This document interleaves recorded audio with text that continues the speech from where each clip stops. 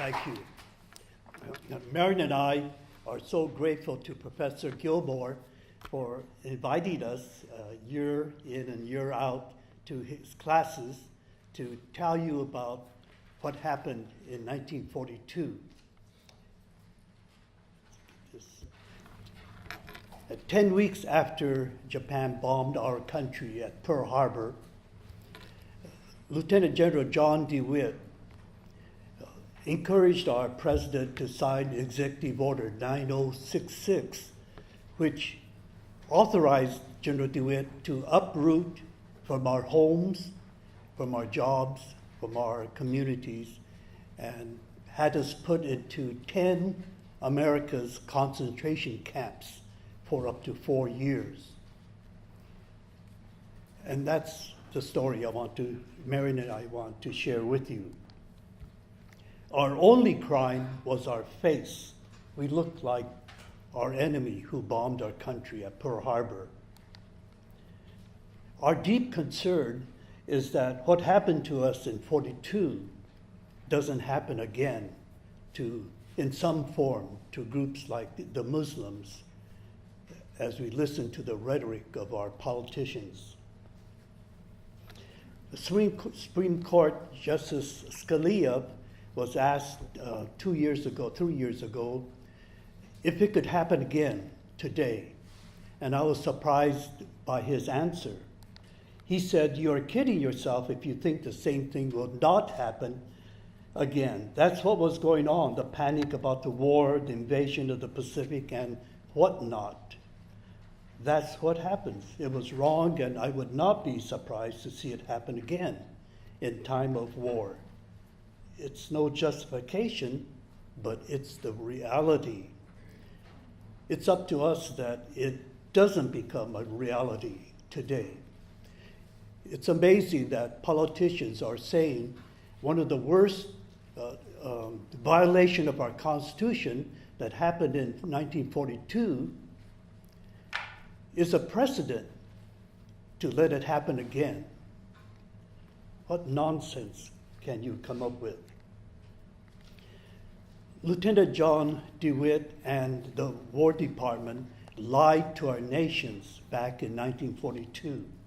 They told America that the 120,000 Americans and legal residents only of Japanese ancestry were dangerous to our country because we were loyal to Japan and not to our beloved country.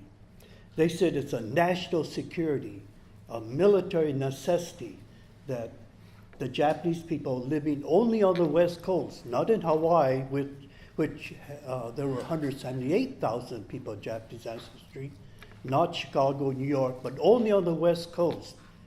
And I'll tell you why only on the West Coast.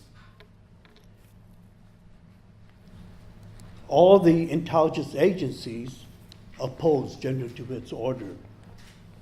The government put out a propaganda film in the 40s saying that the government was doing what a democracy should. They were relocating us to new pioneer communities with more room to live in. Not that we needed that. With more jobs available. Not that we needed that either.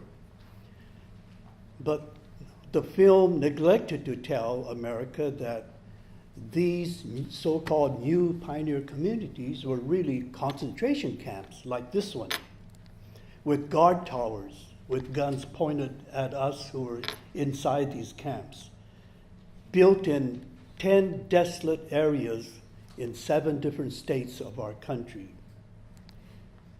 This is Jerome, Arkansas, where our family was sent to.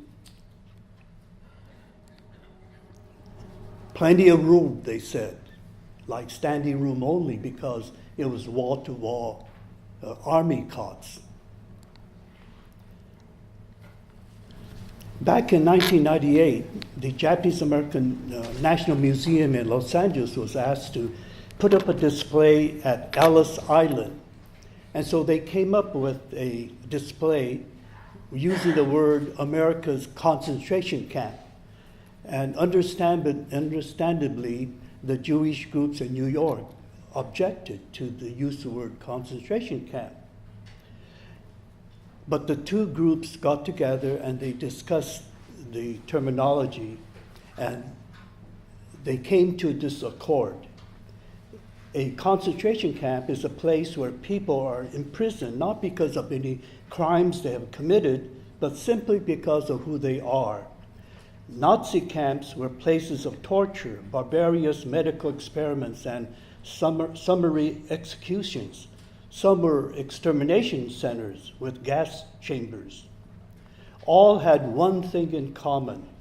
The people in power decided to remove a minority group from the general population, and the rest of society let it happen. They agreed that the word concentration camp was appropriate for the Japanese American experience during World War II. Hitler had concentration camps, but I think that's a euphemism for what they really were.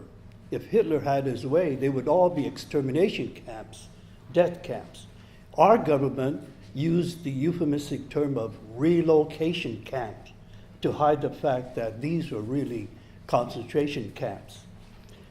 President Truman in '61 said they were concentration camps. They called it relocation, but they put them in concentration camps, and I was against it.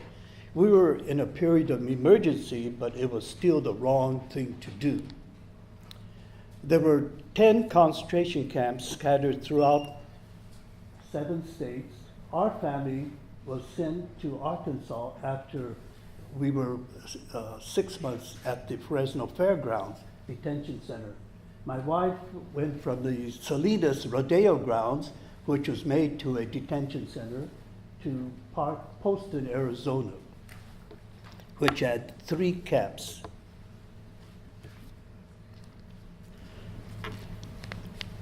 We encourage people to use correct terminology and not the euphemisms and the misnomers that the government used. There's a small brochure called Power of Words, which you can Google, and it's excellent in supporting the use of proper terminology. We recommend the words incarcerated, imprisoned, and not what the government said, evacuated, relocated. You know, the Oroville Dam was in danger of breaking, and so people were evacuated. They were relocated to a safe place to protect them. That's not what happened to us. We were imprisoned at the fairgrounds and other temporary detention centers, and then to permanent concentration camps. We recommend use of prisoners or incarcerees, not internees. Internee is an alien of a country with which we are at war. That's an internee. So internment camps were for aliens of countries with which we are at war. The Justice Department had internment camps. We were not an internment camp. We were Americans. We were in a concentration camp. Our friend Dr. Tetsuden Kashima of the University of Washington told us, whoever controls the vocabulary controls the narrative. And our government controlled the vocabulary for so long that most people just automatically use the euphemisms, relocation camp, internment camps. This is Lieutenant General John DeWitt. Sadly, he was an out-and-out racist. He said it makes no difference whether he's an American citizen, he's still a Japanese. A Jap is a Jap. He refused to say this about German Americans and Italian Americans, even though we were at war with Germany and Italy.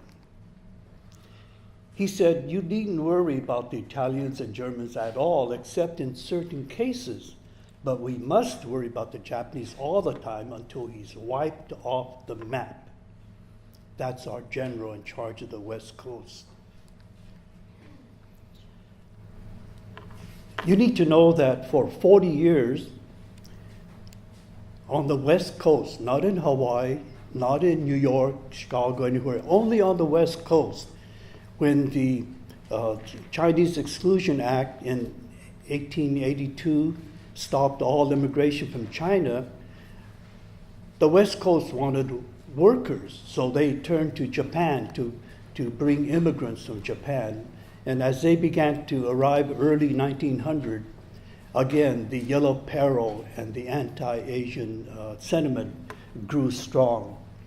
For example, in 1905, the Asiatic Exclusion League was formed in San Francisco with 67 organizations with a membership of over 78,000. And their sole purpose was to campaign and to promote getting rid of all the Japanese on the West Coast. Not Hawaii, nowhere else, just the West Coast, because of greed and because of prejudice. These groups passed laws to accomplish their goal. One of them was the alien land law, which denied any immigrant from Japan of buying property. They could only lease land that nobody wanted. The Hearst newspapers in 1915 had a series of anti-Japanese articles. And then finally in 1924, all immigration from Japan was stopped. Among those who were active in supporting this anti-Japanese movement were groups like the California State Grange, the American Legion, the Farm Bureau, and others. Unless anyone thinks that I'm bad-mouthing wonderful organizations of today, I just want to share with you a few words from a letter sent by the California State Grange president to the president of our National Japanese American Citizens League. And part of the letter reads, "On behalf of the members of the California State Grange, please accept this letter of apology to the Japanese American community for a discriminatory period in our history of which we are not proud. Along with the American Legion, the California State Federation of Labor, Native Sons of the Golden West, and there were others, the Grange was active in the Asiatic Exclusion League. The Grange supported the incarceration of Japanese Americans in 42. In 43, the Grange called for the deportation of all people of Japanese ancestry, aliens and American citizens alike. In view of this history of discrimination, an apology is long overdue, signed by Bob McFarland, 2014 of March. But this 40-year campaign leading up to the bombing of Pearl Harbor was failing. For example, 42% of all commercial truck crops were by Japanese American farmers, which is almost a quarter of our nation's total. 90% of all the vegetables in California were grown by Japanese American farmers on land that farmers didn't want, like around the airports, since airports aren't built on fertile farmland, but on alkaline, hardpan land. Or along the coast where it's so hilly, the farmer says, let the Japs lease those lands because nobody can grow anything on those hills. So by hard work and ingenuity, they transformed these terrible land into rich, fertile farmland. When Japan bombed Pearl Harbor, these anti-Japanese voices said, see how smart those Japs are? They farm right next to the airport so they could sabotage our planes. See how smart they are? They farm right on the coast so that when Japan invades our country, they would be there to help Japan. Ridiculous. But when Japan bombed our country, it was a perfect opportunity for these anti-Japanese factions to exploit the fear and hysteria of war by spreading lies and rumors that we were loyal to Japan, not to our own beloved country. Did you know that 18 spies were arrested during the World War II years? None of them were of Japanese ancestry. There was an article, immigration officials said in 42, this is our time to get things done that we've been trying to get done for a quarter of a century. In the Saturday Evening Post, there was an article in 42. We're charged with wanting to get rid of the Japs for selfish reasons. We might as well be honest, we do. It's a question of whether the white man lives on the Pacific coast or the brown man, and we don't want them back when the war ends either. 1942 was also election year, so people got on the bandwagon of General DeWitt and the anti-faction rhetoric, causing fear among the people. One of the politicians was Attorney General Earl Warren in 1942. He was campaigning to be governor, so he said, the very fact that Japanese people had not committed any crime is proof that they will when the right time comes. You follow that logic? The fact that you haven't done anything wrong is proof that you're going to do it. Well, he got his votes. He was elected governor that November of 42. Without any evidence, General DeWitt, a racist, played right into the hands of these anti-Japanese factions and swallowed hook, line, and sinker all these lies and rumors about us being loyal to Japan or being dangerous to our own country. General Emmons in Hawaii, where there were 178,000 people of Japanese ancestry, refused to follow General DeWitt's racist order. In fact, General DeWitt was fired in the following year, and General Emmons took over, but it was too late. The damage had been done. 40 years after the camps were ordered closed, Congress established a congressional commission to examine how such a tragedy could happen in our great democracy. So in 1980 to 83, this investigation is reported in this book, Personal Justice Denied.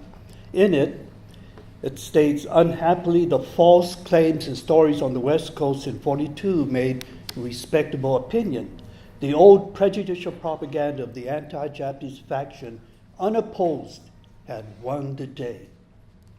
Its conclusion, the promulgation of Executive Order 9066 was not justified by military necessity, were not driven by analysis of military conditions.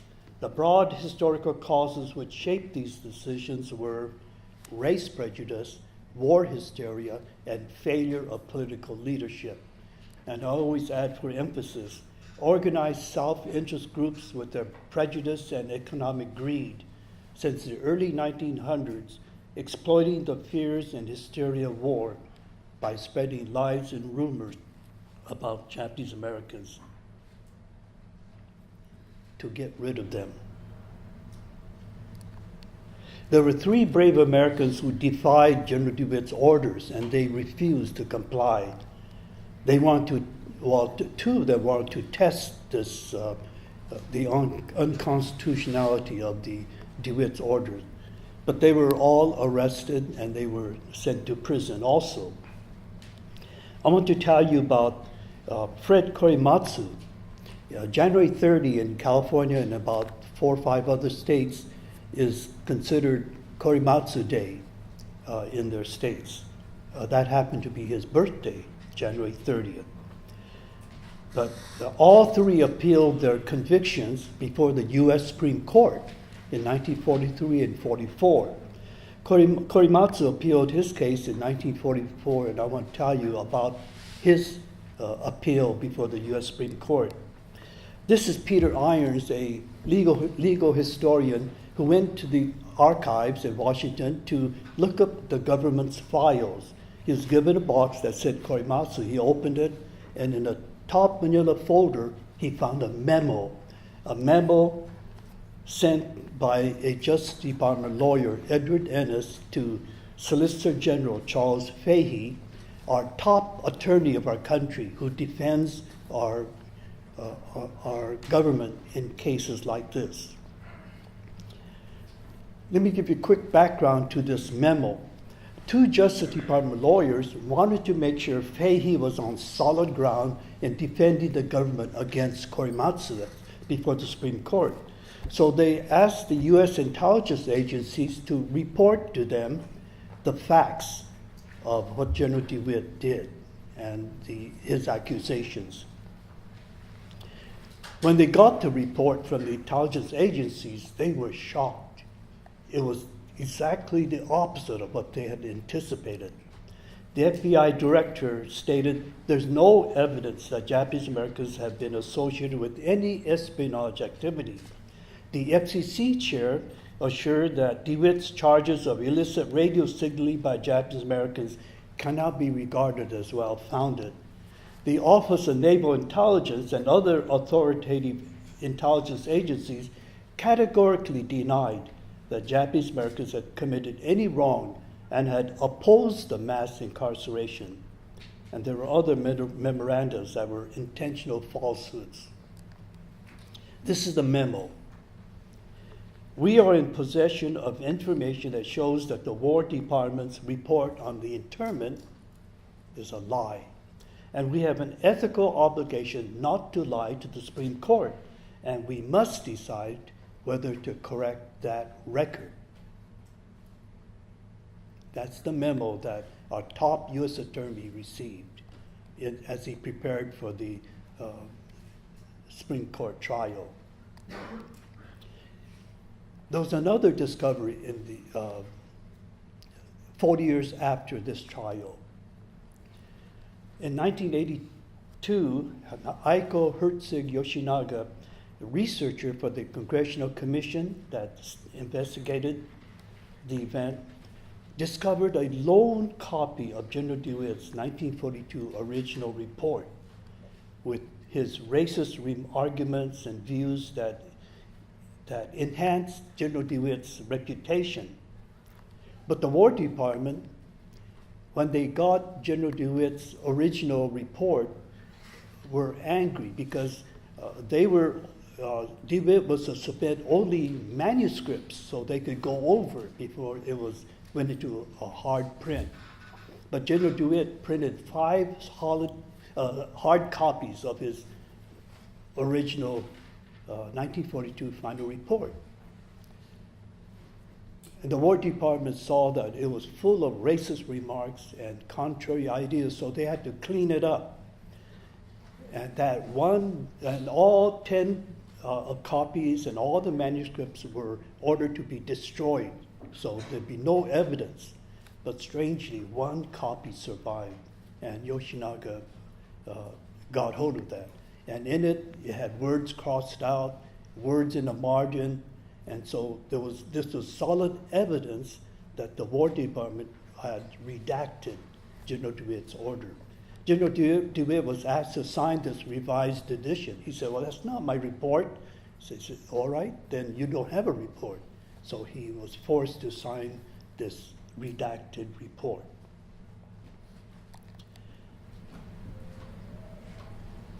Our top attorney before the Supreme Court ignored the memo that was given to him, and he testified using this redacted copy of General DeWitt's report, saying every word, every syllable in it was correct, and that the government and DeWitt did the right thing. With these new evidence discovered in the 1980s of the government's misconduct before the Supreme Court in 1944, Korematsu appealed his case again before the federal court in San Francisco on November of '83. I was able to attend that trial. I remember the courtroom was packed, and the government lawyers and Korematsu lawyers gave their arguments, and Judge Marilyn Patel said, I'll order a recess, and when I reconvene the court, I'll give my verdict. I remember the courtroom was dead silent, waiting for her to reconvene. And when she did, Judge Marilyn Patel had harsh words for the government lawyers for withholding evidence from the Supreme Court, for destroying evidence, General DeWitt's redacted report, and for lying to the Supreme Court justices, and she vacated Korematsu's conviction. Years later, Korematsu's lawyer interviewed me and said, "You were at the trial. Oh, what was your response?" She said, "The courtroom erupted. Do you remember that?" I said, "Gee, I don't remember that at all, but I do remember this overwhelming feeling I had, surprised that tears were coming down my face, that I was hearing for the first time with my own ears a representative of my government saying that we were put into these concentration camps for up to 4 years on a lie by General DeWitt and the War Department." I want to close this part of our presentations with memoirs of our nation's leaders who supported General DeWitt's mass incarceration order. Justice Douglas said, "It was ever on my conscience." Milton Eisenhower described the forced removal as an inhuman mistake. Milton was the brother of our President Dwight Eisenhower. Milton was appointed director in March of '42, a director of all 10 concentration camps. 3 months later, he resigned, saying he was sick of the job and he had a hard time sleeping at night. I think he listened to his conscience. This is Chief Justice Earl Warren's memoir in 1977. We asked him while he was living to apologize for his support of this violation of our Constitution, but he refused to do that. But in his memoir, he writes, "I have since deeply regretted the removal order and my own testimony advocating it, because it was not in keeping with our American concept of freedom and the rights of citizens. Whenever I thought of the innocent children who were torn from home, school friends, and congenial surroundings, I was conscience-stricken. It was wrong to react so impulsively without positive evidence of disloyalty." I don't know why he didn't mention the adults. Adults lost their job, their career, their farms, their homes. And when those still in the camps in 1945 were told to leave, they were given $25 and a ticket to somewhere. Many had nowhere to go because they had to get rid of what they owned within 2 weeks when they were put into these concentration camps. For example, over 30,000 moved to Chicago to start life from scratch. As many of those who came back to the West Coast also had to. Justice Tom Clark said, "Looking back on it today, it was a mistake." A mistake? I call it a crime. 120,000 innocent people put into a concentration camp for up to 4 years on a lie by General DeWitt and our government. Those who forget the past are condemned to repeat it, and so Marion and I speak to students and to others so that we won't forget the past, lest we be condemned to repeat it. When General DeWitt posted his order for all of us to be incarcerated, there was no TV. Not everybody subscribed to newspapers, so his order was posted on telephone poles and walls of buildings for us to see where we were to go to be put into detention centers. His order starts out, all persons of Japanese ancestry, both aliens and non-aliens, will be evacuated. Aliens, I know, you know. What's a non-alien? Here at City College, when the student asked me one year, what's a non-alien? That's right, he didn't have the guts nor the integrity to at least write both aliens and American citizens. Did you know you're all non-aliens? I'm going to have one of General DeWitt's non-aliens share with you her story, my wife, Marion. Thank you.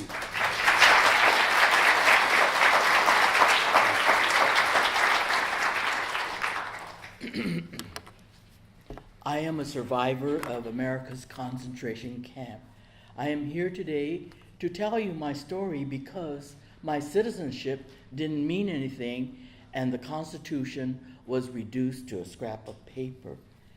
We Japanese people disappeared from our homes, public schools, and communities in Washington, Oregon, California, and southern Arizona.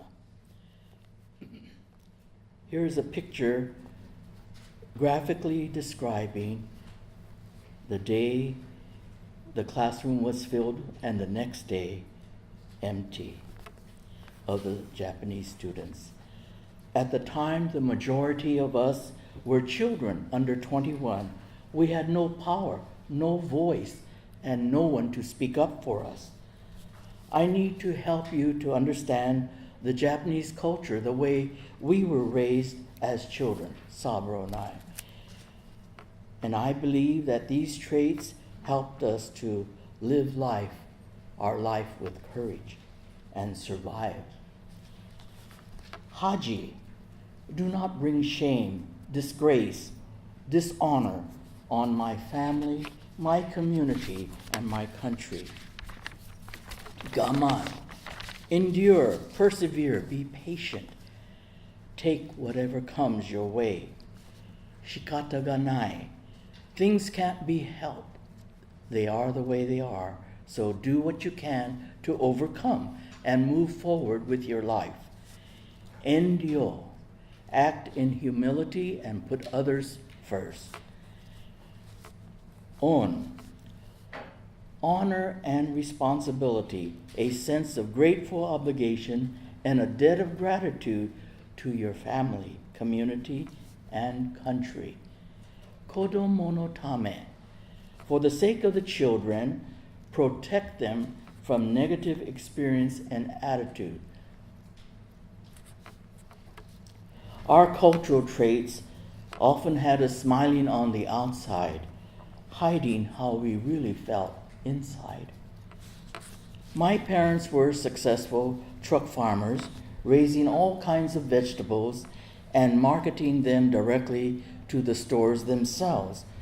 They worked very hard to support their family of 8. It was a matter of survival. They were at the height of their earning ability and had to leave it all behind. My father was 42. Mama was 31. They worked hard and were very successful, but they had to leave it all behind. We would now be known as number 13141, not by our name. My mother drilled it into us that you must know your number because you can get lost. The barracks all looked alike, and the only way I could find you and identify you is by your number. So know your number, and to this day I still know that number, 13141. We could only take 2 bags per person. We had no idea where we were going or how long we were going to be gone.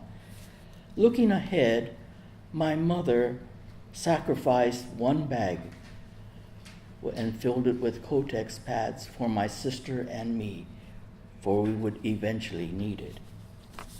We were detained on the Salinas Rodeo grounds, now filled with temporary barracks, barbed wire surrounding, guard towers with machine guns pointed at us. After 3 months, We were shipped by dilapidated old trains to Poston, Arizona. When we arrived, we were faced with unbearable 120-degree heat.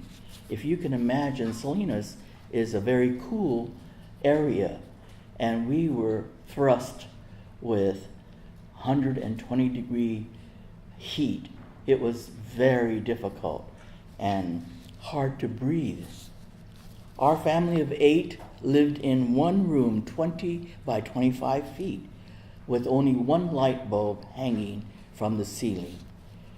We had to line up outside the mess hall, rain or shine, for breakfast, lunch, and dinner. Because both my parents worked in the mess hall, we children never ate as a family the whole time we were incarcerated.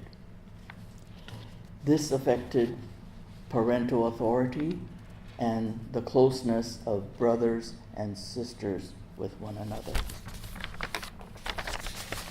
The psychological damage that was done is not able to be calculated. Family life was never the same. My mother had a baby in camp, and so my sister below me helped take care of the baby, and I did all the family laundry for 8 and the ironing. I had no time to play with other children. I was 10 years old. I want you to picture this. We had to use a community toilet, 10 toilets side by side, with no partition for privacy. The same with showers. This was extremely embarrassing, degrading, and humiliating, and difficult to bear. This is my 6th grade class. Notice the barracks on the right and on the left. I was a Girl Scout for a very short time, and I remember one experience where I wanted to write, but I had no pencil and no paper to write. So I went to the canteen and I stole a writing, a notebook. I want to say tablet, but that's a different definition today. And so I have to always pause when I say that. I wanted to write, and so I stole this notebook, and the clerk followed me outside, and she said, "If you return it, I won't tell your mother." So I turned around and I gave it to her, and that ended my life of crime. Nip it in the bud, I say. One fun thing that I enjoyed was reading books that the churches from the outside sent into the camps. So I was able to develop a love for reading, and to this day I love to read. One day my sister's friend invited both of us to her barrack room to spend the night. And in the night, her father molested me. I was so traumatized, I could not scream, I could not say a word. Nothing would come out of my mouth. I kept this from my mother and was never able to tell her before she passed away.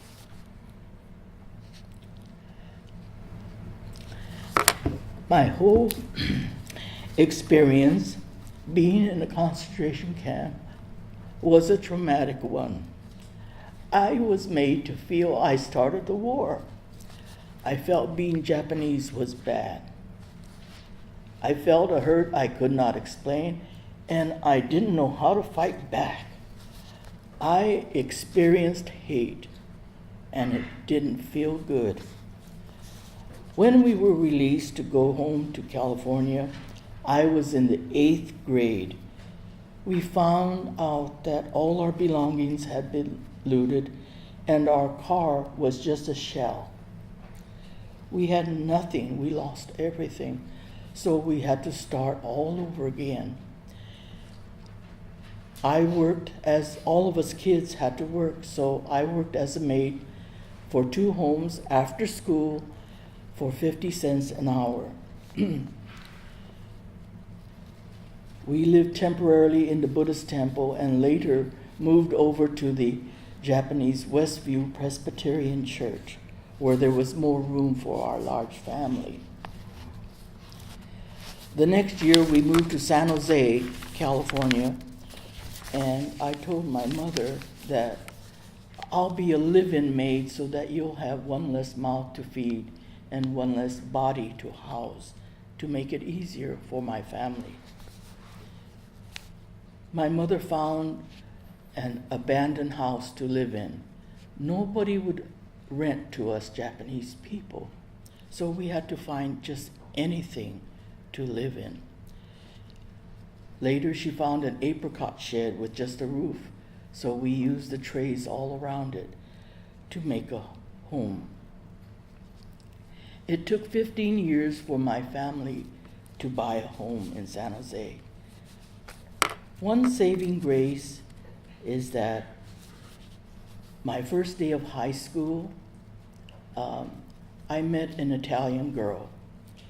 She had just moved from Scranton, Pennsylvania, because her mother died and her father remarried and wanted to start a new life in San Jose. And I was in need of a friend, and she was in need of a friend, so we became very close friends. And so she invited me to live with her family on the weekends that I had off. Her family treated me with love and care, just like a member of the family. I even had an Italian name that they called me, Mariucci. And I learned to love spaghetti and ravioli and all those you could see before you. And this family renewed my faith in humanity, that there are good people in this world. So I want to share with you 2 experiences of discrimination and prejudice that deeply affected my life. After finishing 2 years of college in San Jose, that was all I could do. I moved to San Francisco and got a job, and shortly after I needed to get another part-time job so that I could support myself better. So I went to Milton Mann Photography Studio, and he asked me to do telephone solicitation work. So he said, "Would you do one in front of me?" And I did, and I said, "This is Miss Nakamura," and I gave it all I could with enthusiasm. And when I hung up, he said, "Your name sounds too foreign, so I want you to use a Caucasian name." So I used Miss Grant. By the time I finished the telephone call, I was seething with anger. I felt an anger so deep in my soul. I just glared at him, grabbed my purse, and I left. What can you say to a man like that? Another experience I had was I was now married and I had 3 little children, and I needed to help support our family. So I went to work as a community aide in a nearby elementary school to work with parents of the children. Mr. Potter, the principal, asked me to do the secretary's job too. Now, my job was only a 3-hour-a-day job, so how could I accomplish both those jobs in 3 hours? So by now I am smart, and I say, that's not in my job description. But he countered back with, "You do it because I tell you to do it, and the superintendent of schools told me to tell you to do it." So I said, "Oh, okay," and I left. And I headed straight for that superintendent's office, and I asked him, "Why didn't you tell me I had to do this secretary's job too?" Well, he got on the phone in my presence, and he dialed Mr. Potter and said, "Don't you dare use my name like that again," and hung up. Well, how do you suppose I felt this time? I felt power hit me like that. That's how I felt. And I felt different. I felt wonderful. And this has enabled me to get my voice back. You know, it was like I had given my power away all this time. I never knew it. So this energy and power has enabled me to stand before students and schools and tell my painful story. Thank you.